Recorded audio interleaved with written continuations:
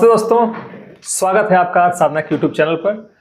IPO analysis series में आज हम बात करेंगे जेडी केबल्स लिमिटेड आईपीओ के बारे में। मेरा प्रयास रहता है कि आईपीओ से रिलेटेड मैक्सिमम इंपॉर्टेंट थिंग्स एक ही वीडियो में आप तक पहुंच जाए। अगर आप नए हैं तो चैनल को सब्सक्राइब जरूर करें ताकि आपको अगले आईपीओ एनालिसिस और स्टॉक मार्केट लर्निंग वीडियोज का नोटिफिकेशन मिलता रहे। सबसे पहले एनालिसिस के क्रम में हम लोग कंपनी का इंट्रोडक्शन पार्ट देखते हैं। जेडी केबल्स लिमिटेड की शुरुआत हुई थी 2015 में और कंपनी के काम है हाई क्वालिटी केबल्स और कंडक्टर्स मैन्युफैक्चर करना जो पावर ट्रांसमिशन और डिस्ट्रीब्यूशन सेक्टर के लिए यूज होते हैं। इनके प्रोडक्ट पोर्टफोलियो में आते हैं power cables, control cables, aerial bunched cables, service wires, conductors जैसे all aluminium conductor, all aluminium alloy conductor और aluminium conductor steel reinforced. Company के 2 मैन्युफैक्चरिंग यूनिट्स हैं, एक हावड़ा वेस्ट बंगाल में और दूसरा डंकुनी हुगली वेस्ट बंगाल में। एज ऑन मई 2025 कंपनी के पास 28 परमानेंट स्टाफ थे।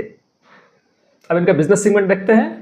कंपनी मेनली ऑपरेट करती है पावर ट्रांसमिशन और डिस्ट्रीब्यूशन सेक्टर के लिए। इनके केबल्स और कंडक्टर्स डिस्कॉम्स, ईपीसी कॉन्ट्रैक्टर्स और स्टेट इलेक्ट्रिसिटी बोर्ड्स को सप्लाई किए जाते हैं।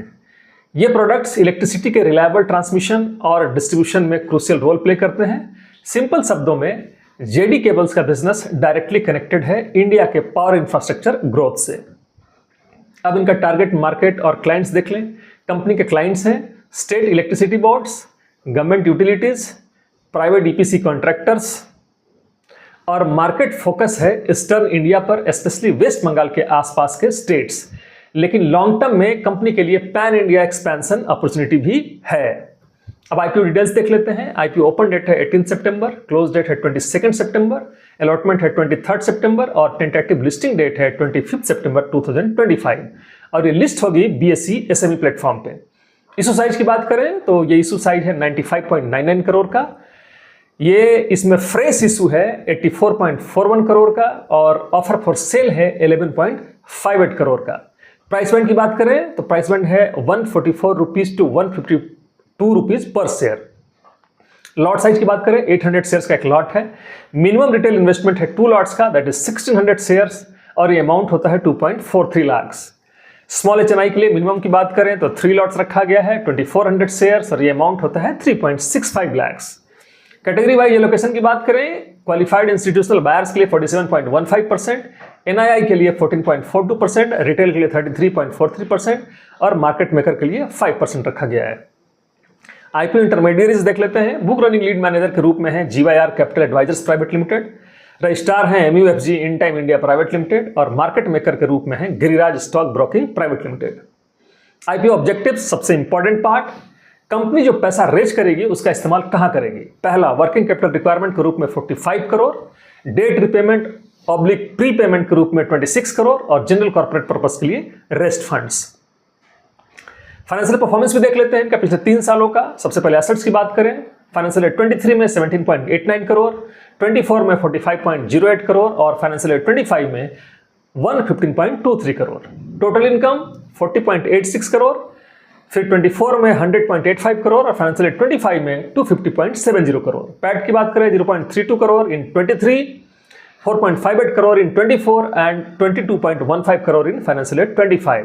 एबिटा की बात करें 0.81 करोड़, 24 में 7.22 करोड़ और फाइनेंशियल ईयर 25 में 34.14 करोड़। नेटवर्थ 1.18 करोड़ से बढ़कर 24 में 7.83 करोड़ होता है और फाइनेंशियल ईयर 25 में 29.98 करोड़ तक पहुंच जाता है। बोरोइंग्स की बात करें 3.84 करोड़, उसके बाद 17.77 करोड़ और फाइनेंशियल ईयर 25 में फाइनली ये बढ़कर हो गया है 45.91 करोड़। कंपनी ने 149% रेवेन्यू ग्रोथ और 384% पैट ग्रोथ अचीव किया है फाइनेंशियल ईयर 24 से फाइनेंशियल ईयर 25 के बीच में। लेकिन बोरोइंग्स भी काफी तेजी से बढ़ गए जो एक रिस्क फैक्टर है। इनके मटेरियल क्रेडिटर्स हैं 31.93 crore as on 31 March 2025।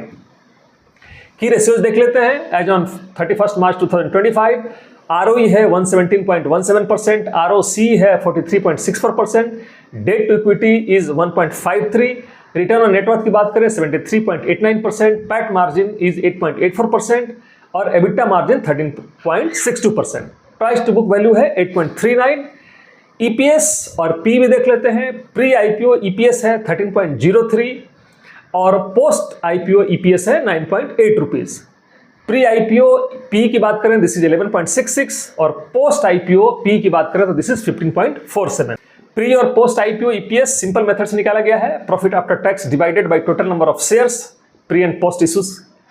P ratio upper price band को ईपीएस से डिवाइड करके निकाला गया है। अब हम लोग शॉर्ट एनालिसिस देखते हैं। सबसे पहले strengths, wide product portfolio in power cables and conductors, strong revenue and PAT growth in last 2 years, presence in critical power infrastructure and promoter holding high 70% post issue। weaknesses की बात करें, high debt levels, although this is below standard 2, बावजूद इसके चूंकि इनका date लगातार बढ़ा है उस हिसाब से इसको रिलेटिवली हाई बोला जा सकता है। SME listing, liquidity risk, small employees base, 28 staffs only, scalability concern, dependence on limited geography that is eastern India.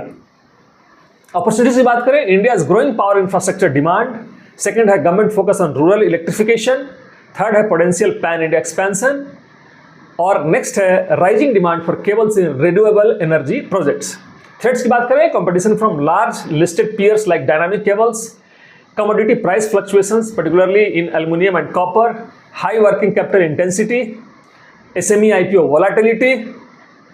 अब हम लोग जीएमपी ट्रेंड और इनका लिस्टिंग गेन्स के बारे में थोड़ा देख लें। जीएमपी अभी चल रहा है 25 रुपीज एज ऑन 14 सितंबर 2025।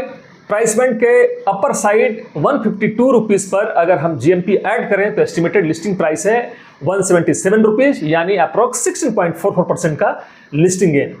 जीएमपी एक इनफॉर्मल मार्केट इंडिकेटर है बंधुओं, सेबी का फ्रेमवर्क का पार्ट नहीं है और एक्चुअल लिस्टिंग इससे काफी डिफरेंट हो सकती है।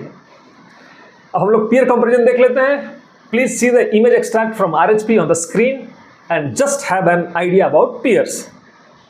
JD Cables versus Dynamic cables.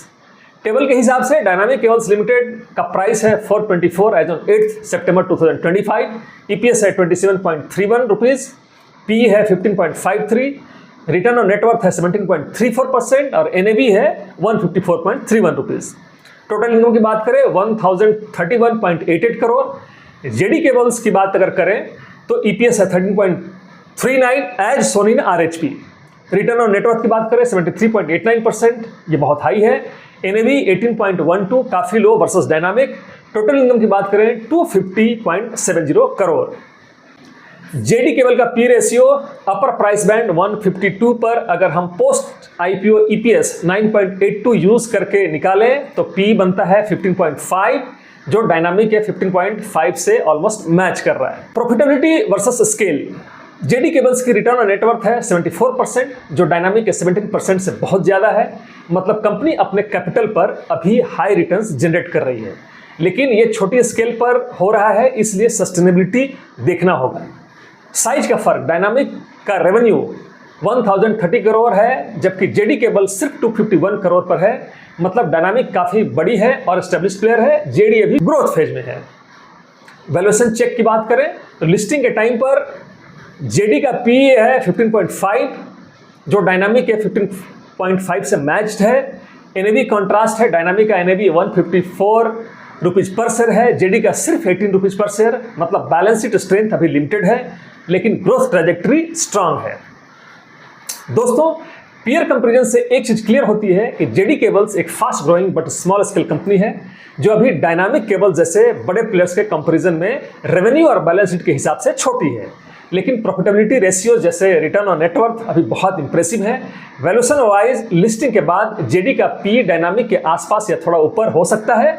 मतलब मार्केट ने उसके ग्रोथ स्टोरी को थोड़ा प्रीमियम दिया है। तो दोस्तों, जेडी केबल्स आईपीओ एक पावर इंफ्रास्ट्रक्चर ग्रोथ स्टोरी है। फंडामेंटल्स स्ट्रांग लग रहे हैं, रेवेन्यू और पैट दोनों काफी फास्ट ग्रो हुए हैं, लेकिन डेट लेवल और एसएमई लिक्विडिटी रिस्क को इग्नोर नहीं करना चाहिए।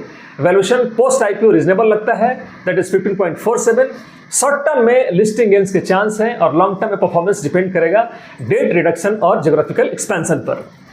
यह एनालिसिस सिर्फ एजुकेशनल और इंफॉर्मेशनल पर्पस के लिए बनाया गया है। यह आपको किसी भी तरह से स्किप या अप्लाई करने का रिकमेंडेशन नहीं देती है। कोई भी इन्वेस्टमेंट डिसीजन आप अपने रिसर्च के आधार पे या अपने रजिस्टर्ड फाइनेंशियल एडवाइजर की सलाह पर ही करें।